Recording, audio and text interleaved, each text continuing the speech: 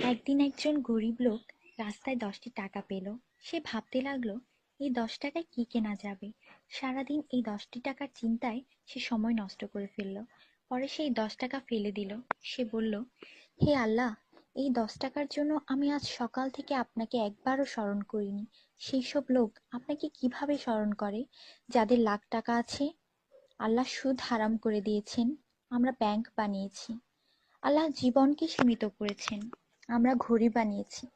আল্লাহ পর্দার হুকুম দিয়েছেন, আমরা টিভি, ডিভিডি, ডিশ দিয়ে বেহায়ামি সর্বসাধারণের জন্য করে দিয়েছি। আল্লাহ বলেন, কোরআনে তোমাদের সফলতা, আমরা অক্সফোর্ডের বইকে সফলতা বানিয়ে নিয়েছি।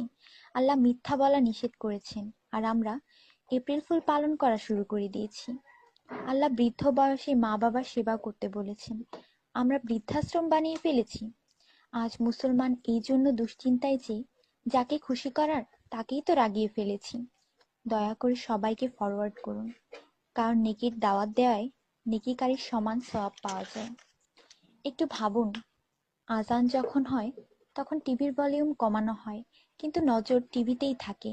আর মনে মনে বলি, আজান যাতে তাড়াতাড়ি শেষ হয়। এতেই কি আজানের মর্ম? আপনি নিজে আপনার মনকে প্রশ্ন করুন। আজানের জবাব দেওয়ার চেষ্টা করুন, যাতে মৃত্যুর পর কালিমা তাইয়্যিবা আমাদের নসিব হয়। অনুরোধ, এই মেসেজটি সবার কাছে পৌঁছে দিন। বন্ধুরা, আমাদের দাওয়াতে যদি কেউ না আসে, আমরা রাগান্বিত হই।